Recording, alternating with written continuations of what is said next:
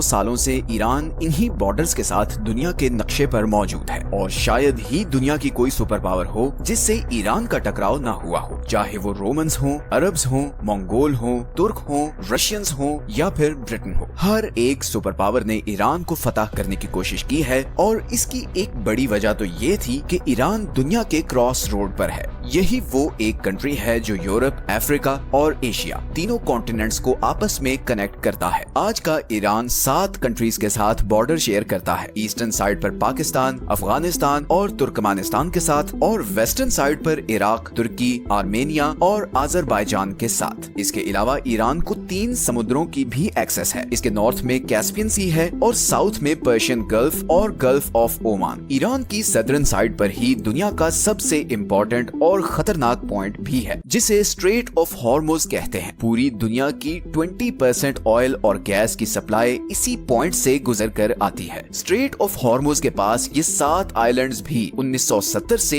Iran के control में है। हालांकि इससे पहले इन पर यूएई का कंट्रोल था। इसी तरह इधर कैस्पियन सी में भी ये आशूरा डे आइलैंड ईरान के कंट्रोल में है। पिछले 40 सालों से ईरान वेस्टर्न वर्ल्ड के लिए एक सरदर्द बना हुआ है। लेकिन आखिर ऐसी क्या वजह है कि इतनी पावरफुल आर्मीज और इकोनॉमीज होने के बावजूद अभी तक कोई भी वेस्टर्न कंट्री ईरान पर अटैक करके उस पर कब्जा नहीं कर सकी। सब कंट्रीज जानते हैं कि ईरान पर डायरेक्ट अटैक करना बहुत ज्यादा बैकफायर कर सकता है। ईरान को अनकॉन्करेबल बनाने में बहुत सी और रीजंस के साथ साथ उसकी ज्योग्राफी का भी बहुत बड़ा रोल है। सच यह है कि आज की वीडियो में हम देखेंगे कि ईरान की हिस्ट्री, उसकी ज्योग्राफी और उसकी प्रॉक्सी वॉर्स ने उसे इतना पावरफुल कैसे बना दिया है।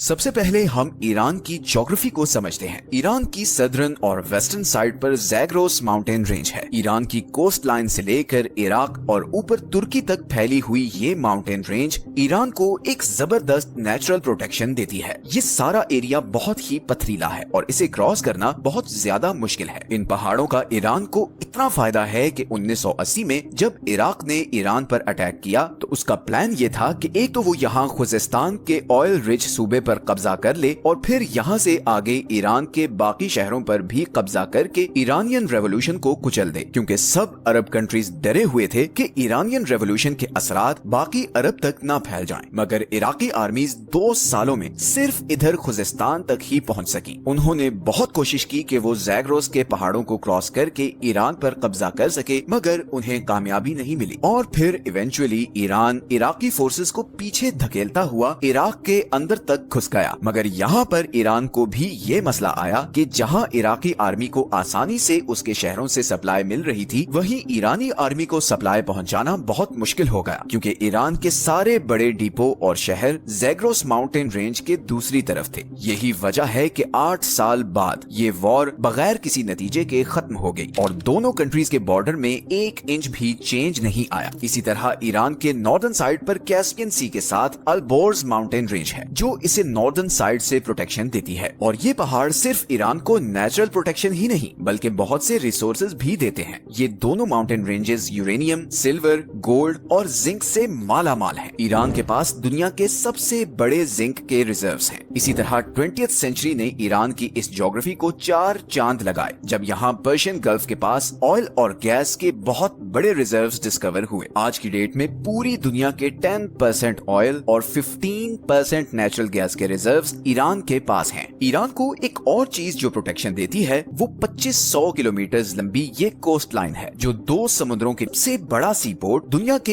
एक बहुत बड़े choke point strait of Hormuz से सिर्फ 70 किलोमीटर दूर है। और यही पॉइंट आज ईरान का सबसे बड़ा जियोपॉलिटिकल लेवरेज भी है। अगर ईरान अपनी नेवी के जरिए ये पॉइंट ब्लॉक कर दे तो पूरी दुनिया की इकोनॉमी कोलैप्स यहाँ से गुजर कर एशिया और यूरोप को जाती है। अब अगर फर्ज करें कि कोई ये कोस्ट लाइन और ये 2 माउंटेन रेंजेस क्रॉस करके ईरान के अंदर आ भी जाए तो यहाँ पर दूसरा सबसे बड़ा बैरियर ये दश्ते लूत और कविर रेगिस्तान है। लूत डेजर्ट को the hottest place on earth कहते हैं क्योंकि 2005 में यहाँ पर 70 डिग्री टेम्परेचर रिकॉर्ड किया गया था। इस टफ और एबनॉर्मल ज्योग्राफी की वजह से ही ईरान को कॉन्कर करना ऑलमोस्ट इम्पॉसिबल रहा है। लेकिन आज की डेट में जो दूसरी चीज ईरान को इतना इतना पावरफुल बनाती है वो है उसकी जियोपॉलिटिकल स्ट्रेटजी। सबसे पहले अगर हम ईरान के डेमोग्राफिक्स को देखें तो इसकी पॉपुलेशन तकरीबन 9 करोड़ है, जिसमें 95% शिया मुस्लिम है। ईरान में 62% लोग पर्शियन हैं, 16% आज़ेरी, 10% कुर्द और बाकी 12% बलोच, लूर, अरब और तुर्किक हैं। अब 1979 की शिया रेवोल्यूशन से पहले ईरान एक लिबरल कंट्री था और इस खित्ते में अमेरिका का एक बहुत स्ट्रॉन्ग एलाय भी था। इवन उस जमाने में अमेरिका ईरान को मिलिट्री जेट्स तक सप्लाई किया करता था। लेकिन फिर इमाम खोमेनी के आने के बाद यहाँ के सारे डायनामिक्स चेंज हो गए। आपको ये जानकर हैरत होगी कि 1979 से पहले ईरान और इसराइल के आपस में बहुत अच्छे रिलेशंस थे।